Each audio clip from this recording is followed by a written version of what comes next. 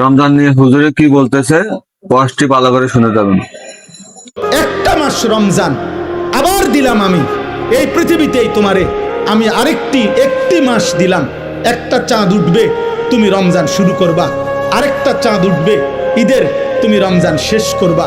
এই একটা মাস আমি হীরা মণি মুক্তা মাণিক্য স্বর্ণ রৌপ্যর চাইতে কোটি কোটি গুণ দামি এক সেকেন্ড বানায় দিলাম।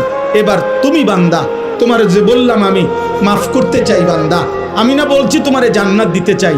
চলো বান্দা, এই মাসটা কমপক্ষে কদর করো। তুমি সেজদা দিবা একটা, আমার ফেরেশতা উঠাবে 70টা। তুমি ডাকবা একবার, ফেরেশতা লিখবে 70 বার। খোদার কসম এটা না, সুবহানাল্লাহ আরো আছে। মানে হলো 70 বার হলো প্রথম।